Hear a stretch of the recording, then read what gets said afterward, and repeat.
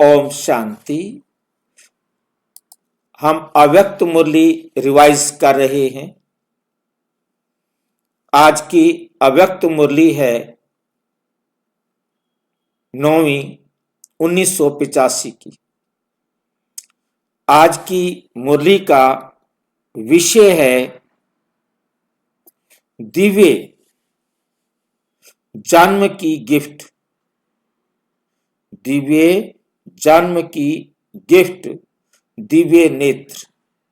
कल मैं इंतजार करता रहा कि ये दिव्य नेत्र कहाँ चला गया। दिव्य नेत्र की बात करने के बाद बाबा ने दिव्य नेत्र का कोई जिक्र नहीं किया और मुरली ओम शांति हो गई। मैंने कहा चलो आज वो बाबा ने उस दिन जो कल का मुरली हमने किया था 21 तारीख का था, 21 जनवरी 1985 की 8वीं जो मुरली है उसके अंदर दोनों नाम दिए थे, दिव्य नेत्र और दिव्य बुद्धि।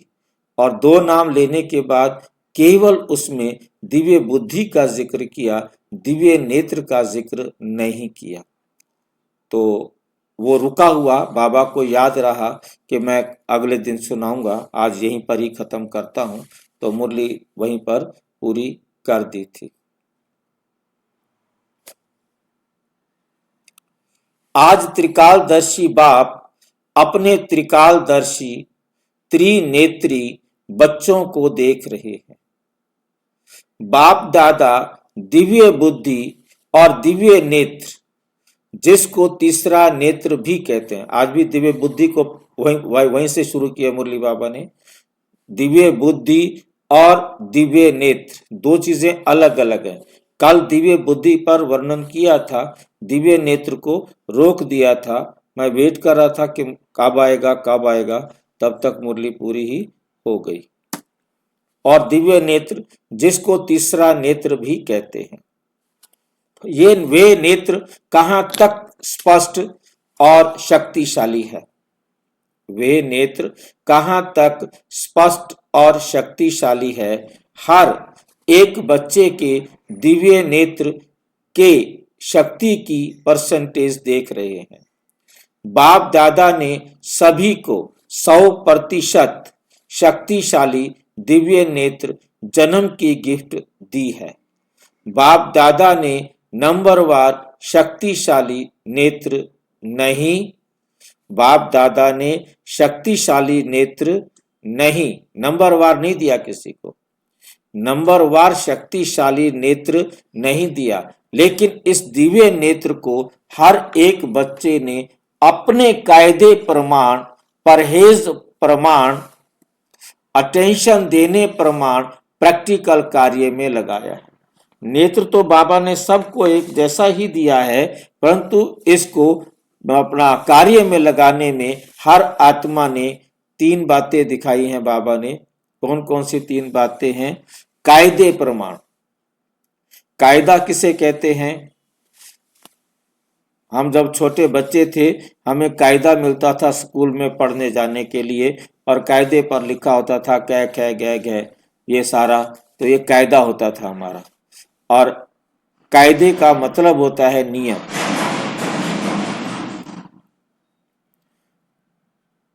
तो परहेज प्रमाण मतलब किसने कितनी परहेज की है, उसके अंदर उसको दिव्य नेत्र को कितना परहेज रखना, मतलब क्या चीजें नहीं देखनी, क्या चीजें नहीं करनी, मतलब उन सब बातों का परहेज रखना जो चीजें हमें बाबा की श्रीमत पर चलने से रोकती हैं। कायदे प्रमाण, परहेज प्रमाण, अटेंशन देने प्रमाण।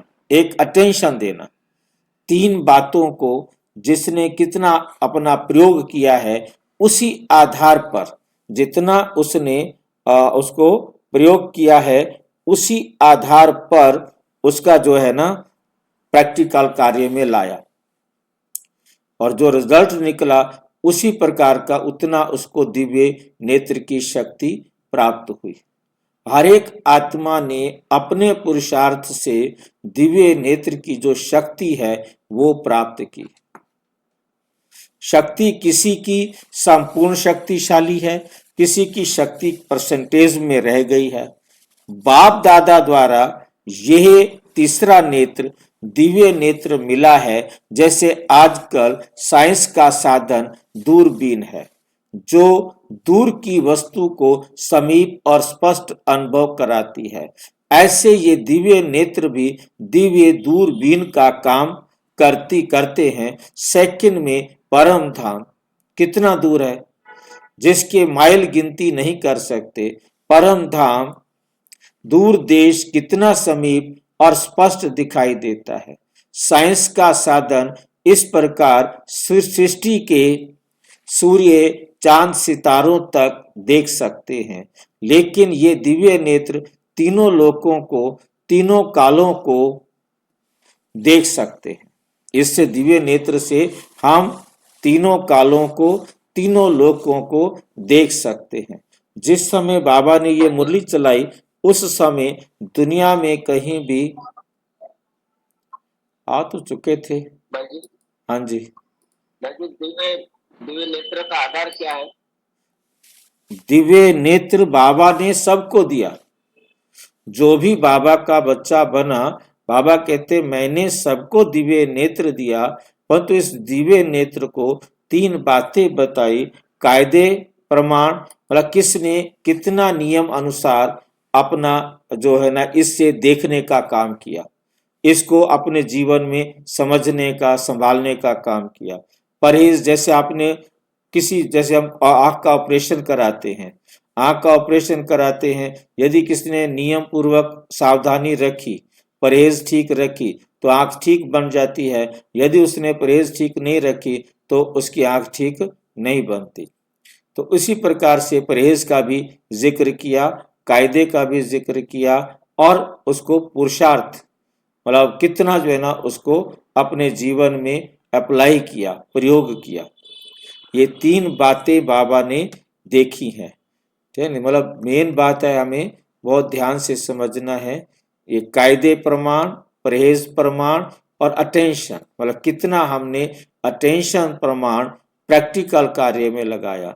जिसने इन तीन बातों को अच्छी तरह अटेंशन दिया, ध्यान दिया, परहेज किया और कायदे नियम पूर्वक कार्य किया तो उसको उतना मिला। और सबको एक समान नहीं मिला, हर एक ने अपने पुरुषार्थ से लिया। बाबा ने किसी को कम या अधिक नहीं दिया। ये बाबा अपनी विशेषता बता रहे हैं कि मेरे को दोष नहीं देना कि मेरे को आपने थोड़ा सा नेत्र दिया, उसको ज्यादा दिया, ऐसा कोई बात नहीं है। इस दिव्य नेत्र को अनुभव का नेत्र भी कहते हैं। ये तीसरा जो नेत्र है, ये कोई हमारे माथे पर निकलने वाला नेत्र नहीं है। ये जो है ना नेत्र है अनुभव का नेत्र। इस दिव्य नेत्र को समझ का नेत्र भी बोलते हैं, इसको अनुभव का भी नेत्र बोलते हैं, इसे ज्ञान का नेत्र भी बोलते हैं। अनुभव की आंख, यह है अनुभव की आंख, जिस आंख द्वारा 5000 वर्ष की बात इतनी स्पष्ट देखते जैसे कि कल की बात हो। कहाँ 5000 वर्ष और कहाँ कल, तो दूर की बात समीप और स्पष्ट देखते हो ना, अनुभव करते हो। कल मैं पूज्य देव आत्मा थी और कल फिर बनेगी। आज ब्राह्मण कल देवता, तो आज और कल की बात, आज और कल की बात सहज हो गई ना। शक्तिशाली नेत्र वाले बच्चे अपने डबल ताजधारी सजे सजाए स्वरूप को सदा सामने स्पष्ट देखते रहते हैं। जैसे स्थूल चोला सजा सजाया सामने दिखाई देता है और समझते हो अभी का अभी धारण किया। ऐसे ये देवताई शरीर रूपी चोला सामने देख रहे हो ना, बस कल धारण करना ही है।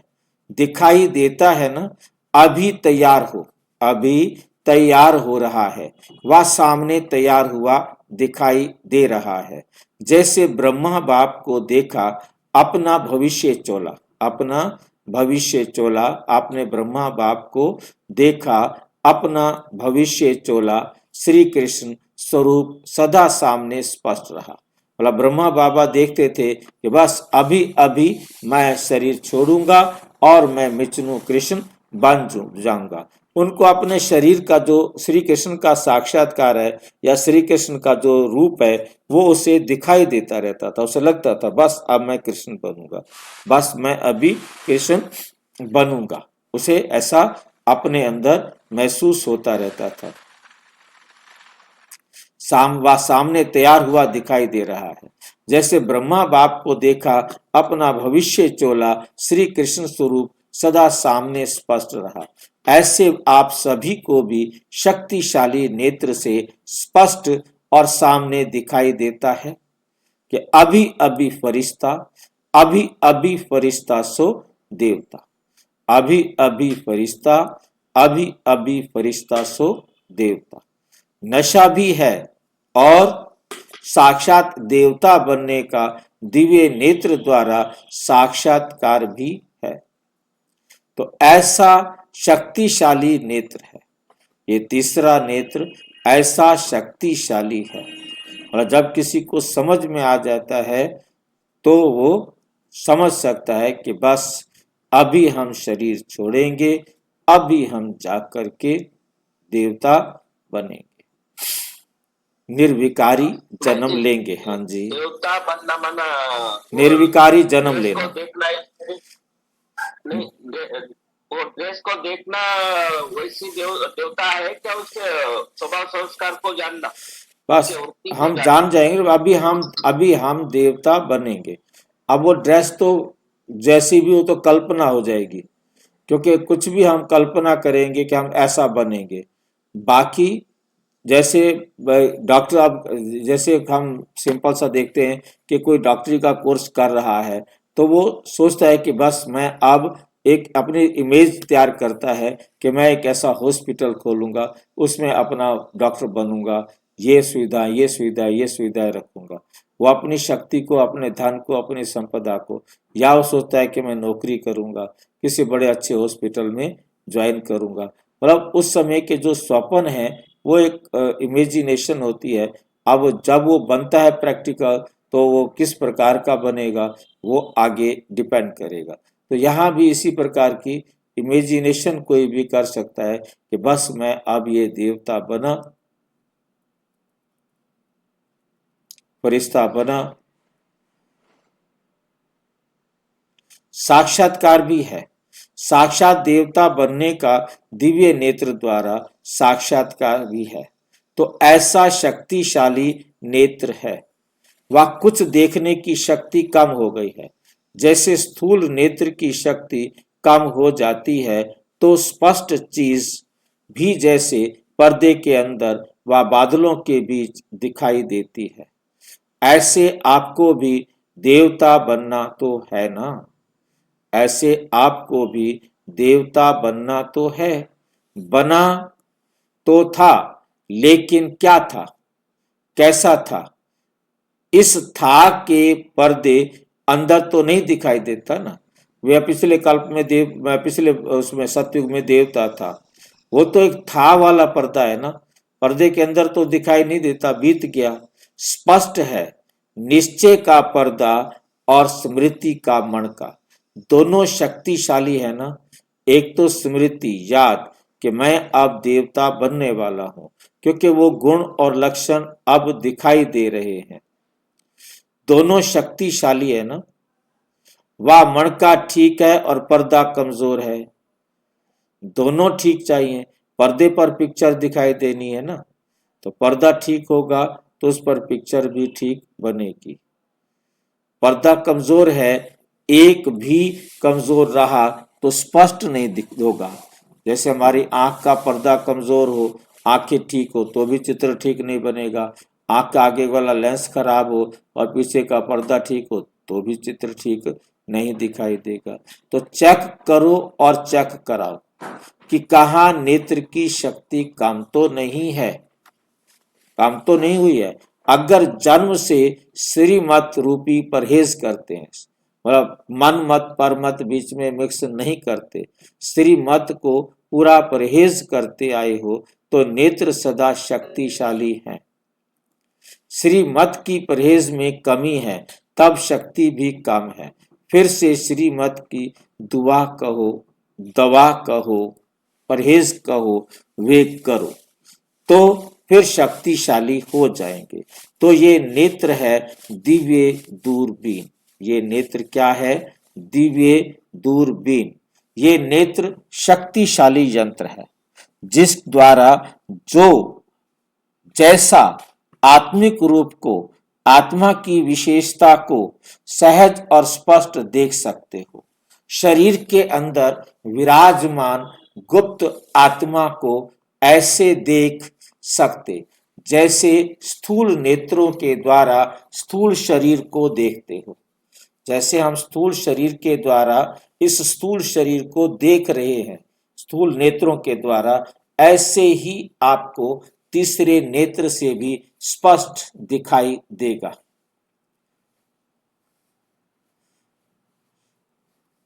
वह शरीर दिखाई देता है। दिव्य नेत्र द्वारा दिव्य सूक्ष्म आत्मा ही दिखाई देगी।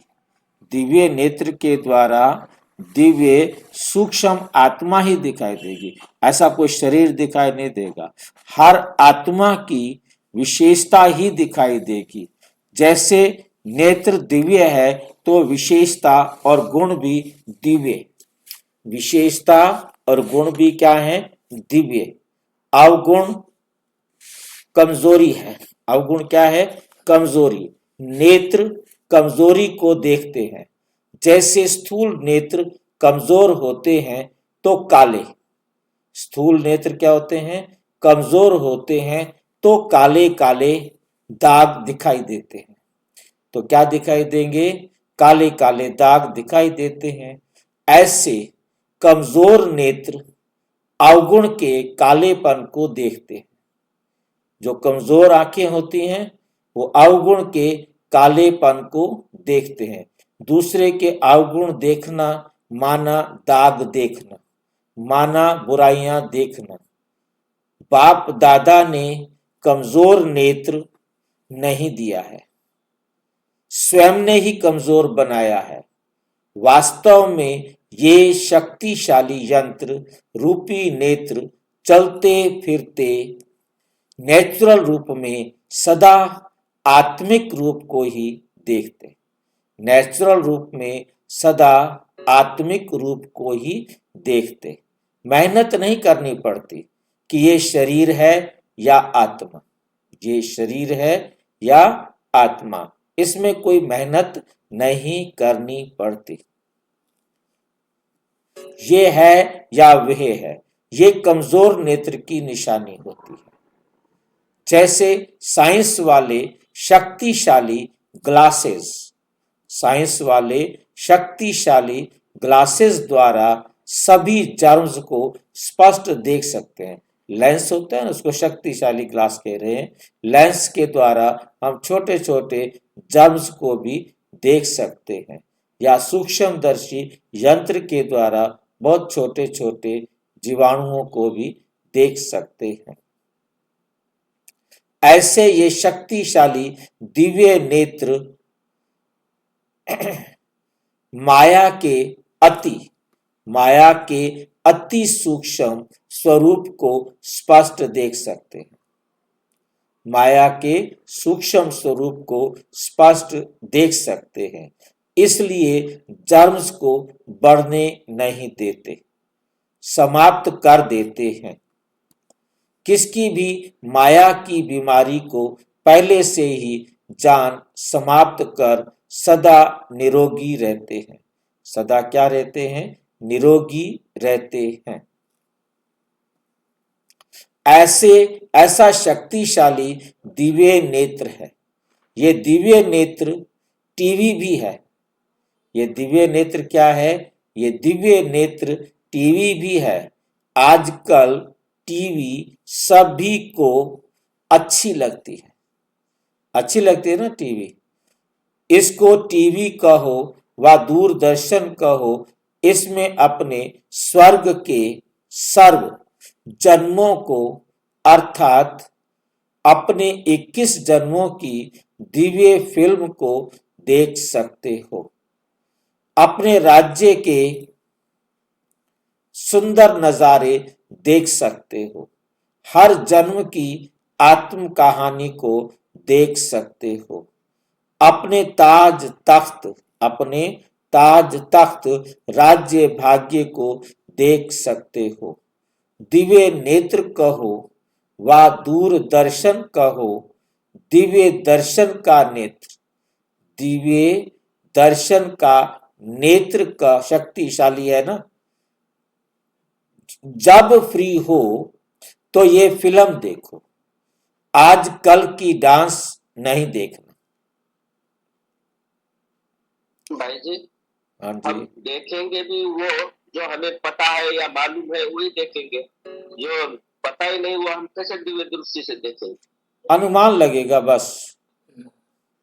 अब देखने के लिए बाबा ने देखो ना कितना अच्छी तरह समझाया है, 21 जन्मों का की दिव्य फिल्म को देखो।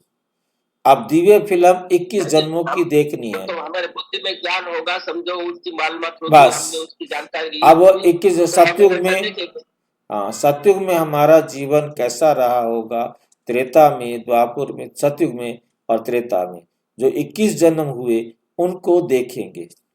अब उसके लिए कोई देखने वाली बात ये नहीं है कि हम दिमाग पर जोर लगाएं जैसे परम धाम में जाकर किरणें आ रही है। नहीं, हमें समझ मिल गई है कि हमारा जीवन एकदम सतो प्रधान होगा। हम किसी को भी दुख देने वाला कभी संकल्प ही नहीं करेंगे। वहां पर हमारा कभी कोई संकल्प ऐसा नहीं आएगा जो हम किसी को दुख दें, और ना ही कोई हमें दुख देने वाला होगा। हम सबके साथ अच्छा व्यवहार करने वाले होंगे, सब हमारे साथ अच्छा व्यवहार करने वाले होंगे। ये बुद्धि के अंदर हमें रहेगा, क्योंकि हम ये सीख कर जा रहे हैं, ये संस्कार हम अभी बना कर जा रहे हैं। बाकी वहां ऐसा कुछ नहीं है कि हमें वो फिल्म दिखाई दे कि कैसे कपड़े पहनते हैं, कैसे चलते हैं, वो कुछ भी दिखाई नहीं देगा। मतलब हमने केवल अपने अंदर समझना है कि हमारा श्रेष्ठ जीवन आने वाला है। बस अपने राज्य के सुंदर नजारे देख सकते हो। हर जन्म की आत्म कहानी को देख सकते हो। अपने ताज तख्त राज्य भाग्य को देख सकते हो। दिव्य दर्शन कहो व दूरदर्शन कहो, दिव्य दर्शन का नेत्र शक्तिशाली है ना। जब फ्री हो, जब आप खाली हो तो ये फिल्म देखो। मतलब ऐसे बैठकर सोचो, आजकल की डांस नहीं देखो। ये आजकल की जो दुनिया में डांस होता है, ये खेल होते हैं, इनको नहीं देखो। वे डेंजर डांस है। फरिश्तों की डांस, देवताओं की डांस देखो। स्मृति का स्विच तो ठीक है ना, मैं आत्मा हूं, ये स्विच ठीक है ना। अगर स्विच ठीक नहीं होगा तो चलाने से भी कुछ दिखाई नहीं देगा। समझा? ये नेत्र कितना श्रेष्ठ है। आजकल मेजॉरिटी कोई भी चीज की इन्वेंशन करते हैं तो लक्ष्य रखते हैं कि एक वस्तु भिन्न भिन्न कार्य में आवे। ऐसे ये दिव्य नेत्र अनेक कार्य सिद्ध करने वाला है। ये दिव्य नेत्र अनेक कार्य सिद्ध करने वाला है। बाप दादा बच्चों के कमजोरी की कभी कभी कंप्लेन सुन यही कहते, दिव्य बुद्धि मिली, दिव्य नेत्र मिला, दिव्य बुद्धि मिली, दिव्य नेत्र मिला। इसको विधि पूर्वक सदा यूज करते रहो तो ना सोचने की फुर्सत, ना देखने की फुर्सत रहेगी। ना सोचने की फुर्सत, ना देखने की फुर्सत रहेगी। ना और सोचेंगे ना देखेंगे तो कोई भी कंप्लेन रह नहीं सकती। सोचना और देखना ये दोनों विशेष आधार हैं कंप्लीट होने के व कंप्लेन करने के। देखते हुए सुनते हुए सदा दिव्य सोचो। जैसा सोचना वैसा करना होता है। इसलिए इन दोनों दिव्य प्राप्तियों को सदा साथ रखो। सहज है ना? हो समर्थ लेकिन बन क्या जाते हो समर्थ लेकिन बन क्या जाते हो। जब स्थापना हुई तो छोटे छोटे बच्चे डायलॉग करते थे, भोला भाई का तो है समर्थ लेकिन भोला भाई बन जाते हैं। क्या होता है हमारे पास, जब स्थापना हुई तो छोटे छोटे बच्चे डायलॉग करते थे भोला भाई का। ये भोला भाई का डायलॉग क्या है कि दो मतलब ज्ञान को सुनाने के लिए आपस में एक नाटक लिखा हुआ था, जिसमें एक भोला भाई हो गया, एक बहन जी हो गई। ठीक है कि नहीं। तो दोनों की बैठकर वार्तालाप नाटक करते थे। तो इस प्रकार से इसको डायलॉग के रूप में दिखाया है कि वो एक प्रश्न पूछता था और एक उत्तर देता था। तो इस प्रकार के भोला भाई का डायलॉग बनाया हुआ होता था। तो है समर्थ लेकिन भोला भाई बन जाते। हाँ भोला जी। भाई वाला कहाँ किसने बनाया था ये? अब ये तो मेरे से पहले की बातें हैं। उन्होंने आपस में दो भाई होते थे ना, मतलब बाबा कहते है समर्थ मतलब सारी नॉलेज है, परंतु वो भोले बन करके पूछते थे कि ये क्या होता है, ये क्या होता है, अच्छा तो ऐसे कैसे होता है। मतलब जैसे आजकल ये हमारे क्या होते हैं एंकर होते हैं ना, वो पूछते हैं, जैसे शिवानी बहन से वो बहन पूछती थी। मतलब इस प्रकार से भोला भाई बन के मतलब एक जना पूछने का काम करता था। बेशक उसको सारा ज्ञान था, परंतु केवल लोगों को समझाने के लिए वो दूसरे से प्रश्न पूछता था और दूसरा उसके जवाब देता था। वो प्रश्न पूछ ताकि सामने देखने वालों को समझ में आ जाए। तो समर्थ लेकिन है तो हैं समर्थ लेकिन भोला भाई बन जाते हैं। तो भोला भाई नहीं बनो। बाबा कहते अब तुम भोले भाई नहीं बनो जिसको कुछ ना पता हो। बोला वो ऐसा बन के बैठता था जैसे उसे कुछ नहीं पता। अच्छा हमें तो पता ही नहीं था, ये तो कमाल की बात है। ऐसे मतलब वो भोला भाई आगे और जैसे उसको आज ही पहली बार पता चल रहा है, वो एक एक बात पूछता जाता ताकि सामने वालों को समझ में आ जाए।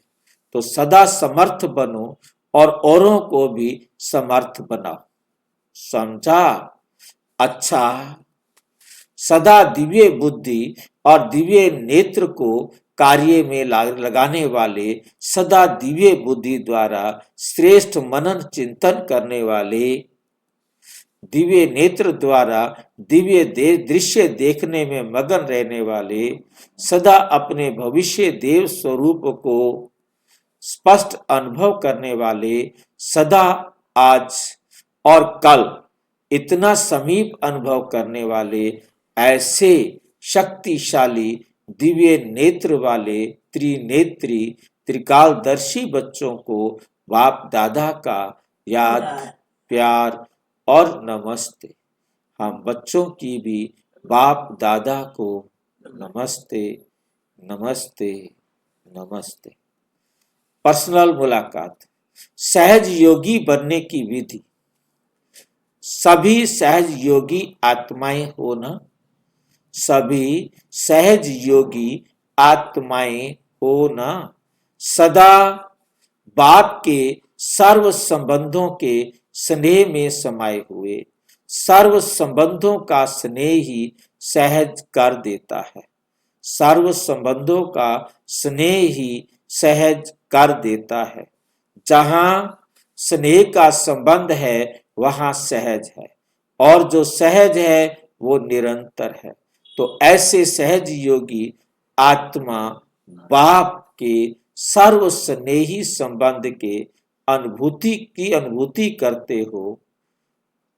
उद्धव के समान हो या गोपियों के समान हो, ये क्वेश्चन समझ में आया है किसी को? उद्धव के समान हो या गोपियों के समान हो, इससे पहले वाली लाइन से इसका संबंध है। तो ऐसे सहज योगी आत्मा बाप के सर्व स्नेही संबंध की अनुभूति करते हो। बाप के साथ सर्व स्नेही संबंध की अनुभूति करते हो। एक होता है उद्धव के समान हो या गोपियों के समान। उद्धव और गोपियों में अंतर समझते हो कुछ? उद्धव और गोपियों को, का प्यार होता है ना? हाँ जी, गोपियों का प्यार होता है, गोपियों का प्यार होता है ना श्री कृष्ण के साथ। हाँ और जी, उद्धव श्री कृष्ण का मैसेज लेके आते हैं, तो गोपियां जब उससे वापस क्वेश्चन करती हैं और बताती है अपने बारे में। बिल्कुल। She 672, Janet Mistral or one other.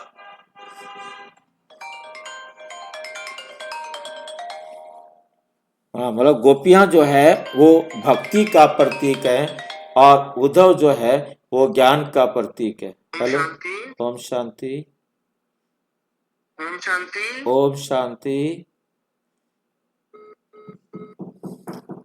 जी फिर से बोलिएगा। She 672, Janet Mistral. Hello, Om Shanti. Om Shanti. मेरा वाईफाई का तो काम हो गया, ओके बिल्कुल। और वॉशिंग के लिए आज हमें मोटर खराब, तो हमने अंदर बाहर बढ़िया तरीके से कपड़ा लगवा दिया। ठीक है, ठीक है। और थोड़ा सा ना पानी कम था, हमने थोड़ा फालतू डाल रखा, बिखरे तो परेशान होने की जरूरत नहीं है। अच्छा अच्छा, कूलेंट वाला अगर हाँ, मैंने हाँ। बैग मार देता ना, जाता हो जाता है तो ठीक है, ठीक है। तो ठीक है। 6 बजे के कितनी बाद देर तक आप कितने देर तक आओगे आइडिया? मैं नहीं आऊंगा। 6 बजे के बाद दे जाना। अच्छा, आप कहाँ पर वहीं पे ही हो? मदनपुरी। मदनपुरी हो ना, मैं आ रहा हूँ। 6 बजे के बाद, 6 बजे के बाद। ठीक है, 6 बजे बाद आएंगे।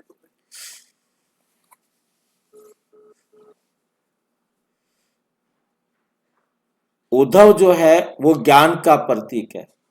वो कहता है मतलब तुम जो है ना, जिस कृष्ण के दीवानी हो कि परमात्मा तो निराकार है, तो वो निराकार परमात्मा का वह जिक्र करता है और गोपियां कृष्ण के प्यार की दीवानी है।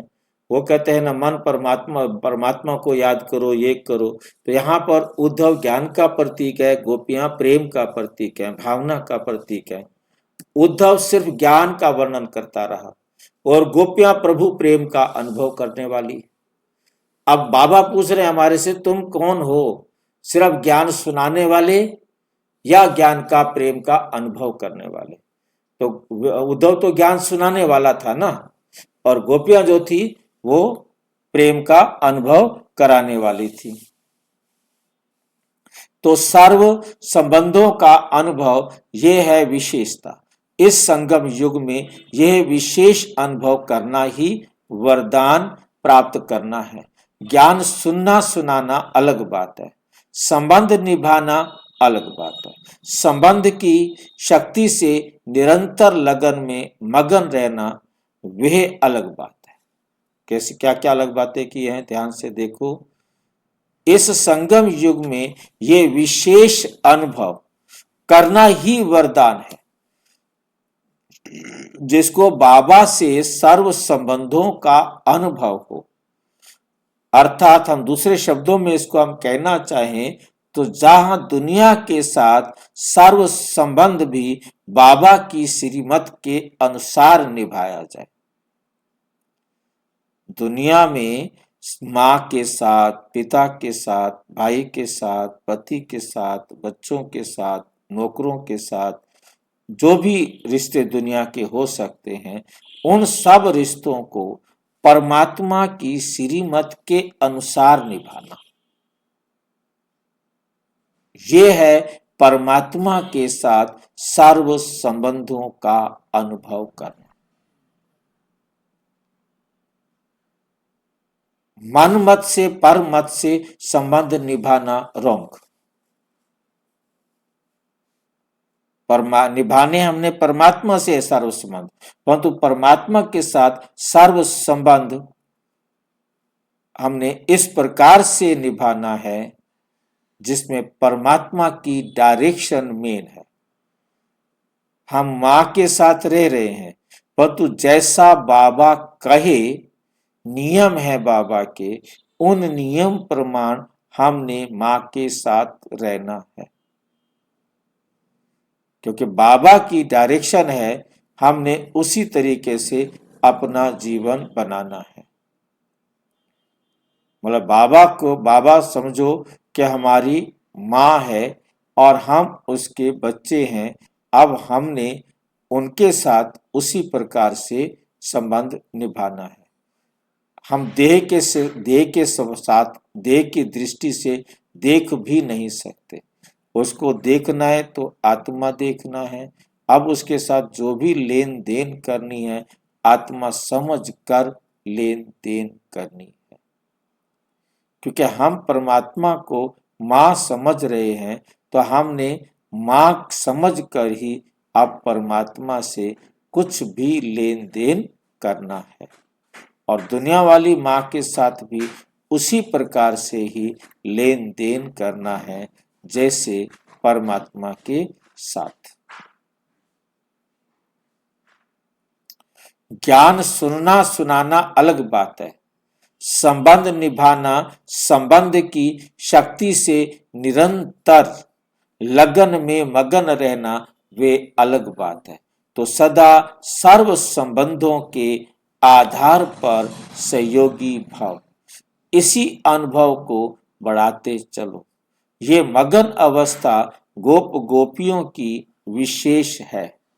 लगन लगाना और चीज है, लेकिन लगन में मगन रहना ये श्रेष्ठ अनुभव है।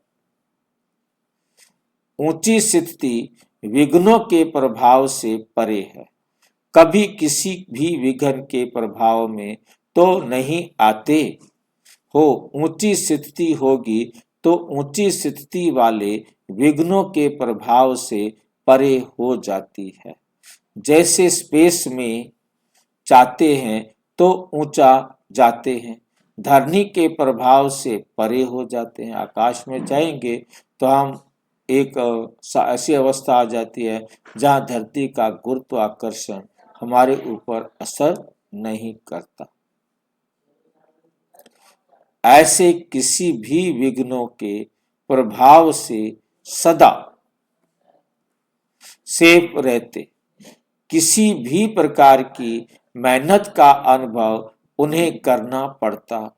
जो मोहब्बत में नहीं रहते तो सर्व संबंधों से स्नेह की अनुभूति में रहो। स्नेह है लेकिन उसे इमर्ज करो।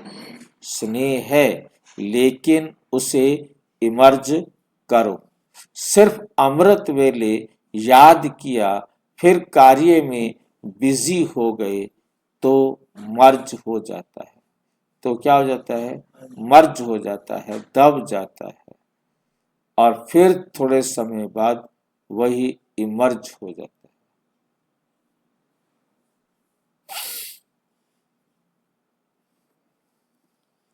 तो सदा शक्तिशाली रहेंगे।